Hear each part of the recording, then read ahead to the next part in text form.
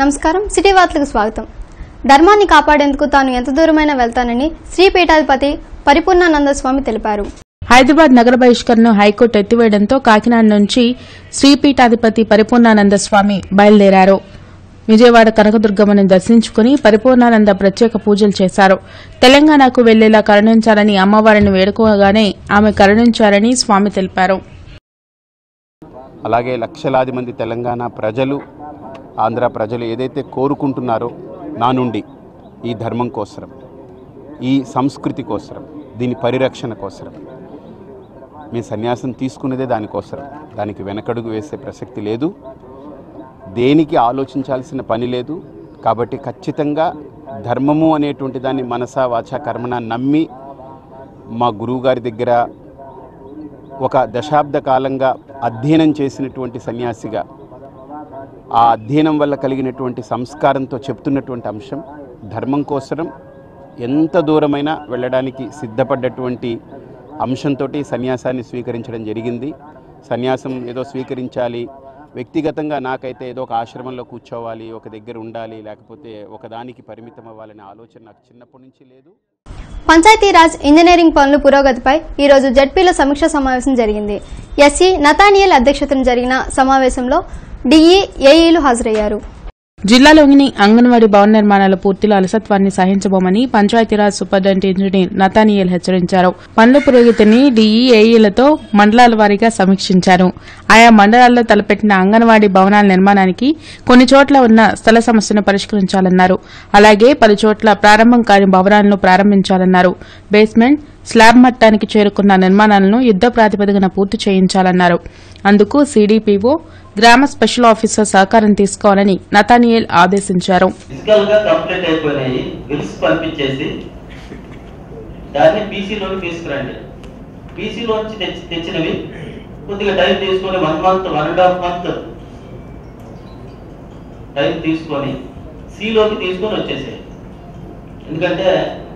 Work చేసినప్పుడు కూడా buildings వర్కే సరిగ్గా జరగదు, సీసీ రోడ్డు. సో వాడు చేసిన వాడికి అమౌంట్ ఎక్కువ మనం ఎన్ఆర్జీఎస్ అనేది మనకు తెలిసిందే. 1 month 2 months ఒకసారి పేమెంట్స్ హెల్డప్ అయిపోతాయి. నగర ప్రజా సమస్యల పరిష్కారం కోరుతూ ఈరోజు కలెక్టరేట్ వద్ద ధర్నా జరిగింది. సిపిఎం ఆధ్వర్యాన్ని జరిగిన ఈ ఆందోళనలో పేదలు పెద్ద సంఖ్యలో పాల్గొన్నారు. గత 4 ఏళ్లలో ఏ ఒక్క పేదకి ప్రభుత్వం గూడు కల్పించలేదని సిపిఎం నేతలు బావన్నారాయణ, నల్లికాంత్ ఆగ్రహం వ్యక్తం చేశారు. రేషన్ కార్డులు, పెన్షన్లు ఇస్తామని సైతం మోసగించిందని దుయ్యబట్టారు. సక్రమ మంచినీటి సరఫరా, డ్రైన్లు, రోడ్లు కరువయ్యాయని కన్నెర్ర చేశారు. ప్రభుత్వం ఇప్పటికైనా దిగివచ్చి ప్రజా సమస్యలు పరిష్కరించకపోతే ప్రజాగ్రహం తప్పదని బావన్నారాయణ, నల్లికాంత్ హెచ్చరించారు. 5 ఏళ్ల నుంచి సమగ్ర మంచినీటి పథకం పూర్తి లేని పరిస్థితిలో ప్రభుత్వం ఉంది. అలాగే ప్రభుత్వం చేపట్టుంటే అండర్ గ్రౌండ్ డ్రైనేజీ వ్యవస్థ ప్రజలను అనేక రకాల ఇబ్బందులు గురి చేస్తూ ఉంది. వర్షాలు వస్తే ప్రజలు నడువులు ఇరుగుతున్న పరిస్థితి ఉంది. అధికారులు అనేక సార్లు ఆదేశించినప్పటికీ కాంట్రాక్టర్లు లెక్క చేయని పరిస్థితి ఉంది.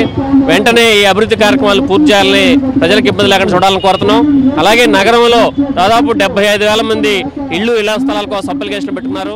కానీ ప్రభుత్వం మాత్రం చదువుకున్న ముస్లిం మైనార్టీలకు ఉపాధి కల్పించేందుకు చంద్రబాబు ప్రభుత్వం ప్రత్యేక కృషి చేస్తుందని రాష్ట్ర minority finance corporation chairman Hidayat తెలిపారు. ముస్లిం మైనార్టీలకు వివిధ ప్రాంతాల్లో మెగా జాబ్ మేళాలను నిర్వహించారు. గత నెలలో గుంటూరులో జరిగిన జాబ్ మేళాలో 600 మంది వివిధ కంపెనీల్లో ఉద్యోగాలకు సెలెక్ట్ అయ్యారన్నారు. వారికి ఈ సందర్భంగా ఆయన నియామక పత్రాలను అందించారు. ఈ నెల 29వ తేదీన కర్నూలు జిల్లాకు సంబంధించి నంద్యాలలో కూడా ఒక పెద్ద మెగా జాబ్ మేళా నిర్వహిస్తున్నాం.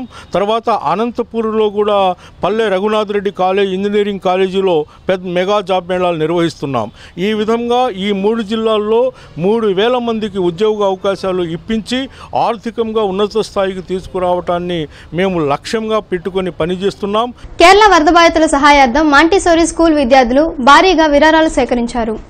3వ తరగతి చదువుతున్న సుస్మిత 25,000 రూపాయల విరాళాలు సేకరించింది. సేకరించిన విరాళాల చెక్కును Montessori school director Sebastian, principal మంజుకి అందించింది. ఈ సందర్భంగా కేరళ వరద బాధితులను ఆదుకునేందుకు విరాళాలు సేకరించిన విద్యార్థిని సుస్మితని వారు అభినందించారు.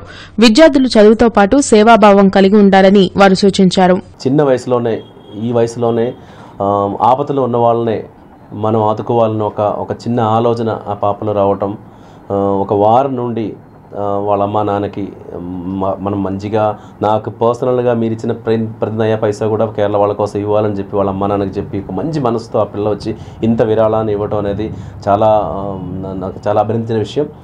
I would like to help the Kerala people by donating ₹25,000. All of you please help the Kerala people. Thank you. Petrol, diesel ధరల పెంపును జిల్లా తెలుగు మహిళా విభాగం తీవ్రంగా ఖండించింది. ఆయిల్ ధరల భారం నిత్యావసర సరుకుల ధరలపై పడుతుందని మండిపడింది. ధరలు తగ్గించాలని ఆందోళన బాట చేపట్టనున్నట్లు తెలిపింది. జిల్లా టీడీపీ కార్యాలయంలో జిల్లా తెలుగు మహిళా విభాగం కార్యవర్గ సమావేశం జరిగింది. సమావేశానికి జిల్లా విభాగం అధ్యక్షురాలు పోతురాజు ఉమాదేవి అధ్యక్షత వహించగా యాడ్ చైర్మన్ మన్నవ సుబ్బారావు ముఖ్య అతిథిగా హాజరయ్యారు. సమాజంలో మహిళల పాత్ర, సమస్యల పరిష్కారంపై సమావేశంలో చర్చించారు. తొలుత హరికృష్ణ మృతికి సంతాపం తెలిపారు. డీజిల్, పెట్రోల్ ధరల పెంపుపై నిరసన కార్యక్రమాలు చేపట్టనున్నట్లు మన్నవ సుబ్బారావు, ఉమాదేవి తెలిపారు. సమావేశ వివరాలను వారు మీడియాకు వివరించారు. తెలుగుదేశం ప్రభుత్వంలో మహిళలకి చేసినటువంటి సంక్షేమ కార్యక్రమాలు, ముఖ్యంగా నిన్న పెట్రోల్ డీజిల్ ధరలు పెరగటం వల్ల నిత్యావసర వస్తువు ధరలు పెరిగి మహిళలు ఏ విధంగా అనేకమైన ఇబ్బందులకు గురి అవుతున్నారు, వీటన్నిటి మీద కూడా ఈరోజు ఈ యొక్క సమావేశంలో చర్చించడం జరుగుతుంది. అవసరమైతే తెలుగు మహిళల యొక్క ఆధ్వర్యంలో ఈ యొక్క పెట్రోల్ డీజిల్ పెంపుకు నిరసనగా ఆందోళన కూడా చేయాలనే ఆలోచన కూడా ఉంది. దీనివల్ల మరి రవాణా ఛార్జీలు పెరుగుతాయి, బస్ ఛార్జీలు పెరుగుతాయి, ముఖ్యంగా నిత్యావసర వస్తువుల ధరలు పెరుగుతాయి. నిత్యావసర వస్తువుల ధరలు కొనలేక ఇప్పటికే పేద మధ్య తరగతి ప్రజానీకం అనేకమైన ఇబ్బందులకు గురి అవుతూ ఉన్నారు. శ్రీ నారా చంద్రబాబు నాయుడు గారి సుపరిపాలనలో మహిళలందరూ కూడా అష్టైశ్వర్యాలతో తొలతోగాలని, వారు పెట్టిన పథకాలన్నీ కూడా ఉపయోగించుకోవాలని కోరుకుంటూ ఈ రోజున ఈ సమావేశం జరిగినది. సమస్యల పరిష్కారం కోరుతూ మున్సిపల్ కార్మికులు ఆందోళన చేపట్టారు. ఈ మేరకు జీవో నెంబర్ 279ని రద్దు చేసి 151 జీవోను అమలు చేయాలని కోరుతూ ఇన్నర్ రింగ్ రోడ్లోని CDMA కార్యాలయం ఎదుట నేటి నుండి రిలే దీక్షలు చేపట్టారు. మున్సిపల్ కార్మికుల సమస్యలను ప్రభుత్వం పెడచెవిన పెట్టడం దారుణమని పలువురు నేతలు ఆరోపించారు. ఈ మేరకు సమస్యల పరిష్కారం కోరుతూ మున్సిపల్ కార్మికులు మంగళవారం ఆందోళన చేపట్టారు. ఇందులో భాగంగా AITUC ఆధ్వర్యంలో DMA కార్యాలయం వద్ద రిలే దీక్షలు చేపట్టారు. ఈ దీక్షలకు వైసీపీ నేత అప్పిరెడ్డి సంఘీభావం తెలిపారు. ఈ సందర్భంగా అప్పిరెడ్డి ఓబులేసు మాట్లాడుతూ చెత్తలో సైతం ప్రభుత్వం కమిషన్ అడగడం సిగ్గుచేటని ధ్వజమెత్తారు. 151 జీవో ద్వారా పారిశుధ్య కార్మికులకు 12,000 వేతనాలు చెల్లించాలని సూచించారు. అదేవిధంగా మున్సిపల్ కార్మికుల జీవితాలు రొడ్డుపాలు చేసే 279 జీవోని తక్షణమే రద్దు చేయాలని డిమాండ్ చేశారు. లేని పక్షంలో త్వరలో జరగనున్న అసెంబ్లీ సమావేశాలను ముట్టడిస్తామని నేతలు హెచ్చరించారు. ఈ రాష్ట్రంలో ప్రభుత్వం అంటే IAS, IPS ఆఫీసర్లు, తర్వాత ఇతర ప్రభుత్వ సిబ్బంది, సెక్రటేరియట్లో పనిచేసే వాళ్ళు, వాళ్ళందరూ ఏం చెప్తారు, ప్రభుత్వం అంటే చంద్రబాబు నాయుడు అంటారు. వీళ్ళు చంద్రబాబు నాయుడు దగ్గరికి పోతే ఏం తమాషా పడుతున్నారా మీరు, మీకు ఇచ్చే పరిస్థితే లేదని చెప్పి ఇట్లా ఏళ్ళు పెట్టి బెదిరిస్తాడు. ఇంకెవరు ప్రభుత్వమో మనకు అర్థమే కాల, మనకు అర్థం కాకుండా ఉంది. అందులో ఈ పరిస్థితుల్లో 2 సంవత్సరాలుగా ఈ 279 జీవో తీసేయమంటే 2-3 సార్లు సమ్మెలు చేశాం, ఆందోళన చేశాం. మీరు ధైర్యంగా పోరాటం చేయండి. మీ పోరాటంలో మేమేదో ఉక్తి మాటలు చెప్పి వెళ్ళామని కాదు, మీతో పాటుగా తప్పనిసరిగా ఏ కార్యక్రమం తీసుకున్నా కూడా మీతో పాటుగా రోడ్డుపైకి వచ్చి మీ తరపున పోరాటం చేయడానికి వైఎస్ఆర్ కాంగ్రెస్ పార్టీ సిద్ధంగా ఉంది. దళిత బహుజన ఫ్రంట్ ఆధ్వర్యంలో సెప్టెంబర్ 10న గుంటూరులో దళిత అసెంబ్లీ జరగనుంది. రాజ్యాంగ హక్కులు, దళితుల ప్రత్యేక చట్టాలు, ప్రభుత్వ పథకాల అమలుపై ఈ అసెంబ్లీలో చర్చించనున్నారు. కార్యక్రమానికి సంబంధించిన పోస్టర్ను DBF జాతీయ ప్రధాన కార్యదర్శి మేళం భాగ్యరావుతో పాటు ఇతర నేతలు ఆవిష్కరించారు. దళితులపై దాడులకు పాల్పడుతున్న వారిపై చర్యలు తీసుకోవడంలో ప్రభుత్వాలు విఫలమయ్యాయని భాగ్యరావు అన్నారు. దేశంలో రాష్ట్రాల్లో అసెంబ్లీలు రాజ్యాంగబద్ధంగా చట్టబద్ధంగా చట్టాలని పరిరక్షించడం కోసం, ప్రత్యేక చట్టాలను తయారు చేయడం కోసం, ఉన్న చట్టాలను పరిరక్షించడం కోసం అసెంబ్లీలు పునాదిగా, పార్లమెంటు పునాదిగా మరి అనేక నిర్ణయాలు చేయాల్సి ఉంటుంది. కానీ ముఖ్యంగా ఆంధ్రప్రదేశ్ రాష్ట్రంలో అసెంబ్లీలో దేశంలోనే, రాష్ట్రంలోనే అత్యధిక జనాభాగా ఉన్నటువంటి SC STలకు సంబంధించిన సమస్యలు, ప్రత్యేక చట్టాలు, వీళ్ళ పథకాలు, వీటన్నిటిని చర్చించి వాటిని అమలు జరిగేటువంటి కార్యాచరణ ఎక్కడ కూడా ముందుకు తీసుకెళ్లినటువంటి దాఖలాలు లేవు.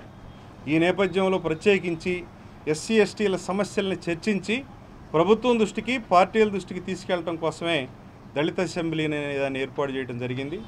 రాష్ట్ర ప్రభుత్వ ఉద్యోగ ఖాళీ భర్తీ కోరుతూ నిరుద్యోగులు ఈ రోజు కలెక్టరేట్ వద్ద ధర్నా జరిపారు. నిరుద్యోగ ఐక్యవేదిక ఆధ్వర్యాన్ని జరిగిన ఈ ఆందోళనలో పలు రాజకీయ ప్రజా సంఘాలు సంఘీభావం తెలిపాయి. రాష్ట్రంలో ఖాళీగా ఉన్న 2 లక్షల ఉద్యోగాలను ప్రభుత్వం వెంటనే భర్తీ చేయాలని వివిధ రాజకీయ ప్రజా సంఘాల నేతలు డిమాండ్ చేశారు. ముఖ్యంగా ఉపాధ్యాయుల భర్తీకి వెంటనే డీఎస్సీ నోటిఫికేషన్ జారీ చేయాలన్నారు. కేబినెట్ ఆమోదించిన 20,000 పోస్టులకు సైతం నోటిఫికేషన్ జారీ చేయాలన్నారు. పంచాయతీ కార్యదర్శులు, కానిస్టేబుల్స్, ఎస్ఐ ఇతర పోస్టుల భర్తీకి ప్రభుత్వం చర్యలు తీసుకోవాలని ఎమ్మెల్సీ బొడ్డు నాగేశ్వరరావు, మాజీ ఎమ్మెల్సీ లక్ష్మణరావు, రాజకీయ ప్రజా సంఘాల నేతలు డిమాండ్ చేశారు. అంతేకాకుండా ఈరోజు కేంద్ర ప్రభుత్వం నరేంద్ర మోడీ ప్రభుత్వం ఈరోజు కేంద్ర ప్రభుత్వ సర్వీసుల్లో ఉన్నటువంటి ఉద్యోగాలను భర్తీ చేయకుండా నిర్లక్ష్యపూరితంగా వివక్షపూరితంగా వ్యవహరిస్తూ ఉంది. ఈ దేశంలో ఉన్నటువంటి యువతకి పెద్ద ఎత్తున కోట్లాది మంది యువతకు ఉపాధి అవకాశాలు కల్పిస్తూ ఉన్నటువంటి నరేంద్ర మోడీ ఈ రాష్ట్రంలో ఉన్నటువంటి చంద్రబాబు నాయుడు నిరుద్యోగులను వంచారు. ఇవే ఇంతవరకు ఉన్న అప్డేట్స్. మరిన్ని అప్డేట్స్తో మళ్ళీ కలుద్దాం. నమస్కారం.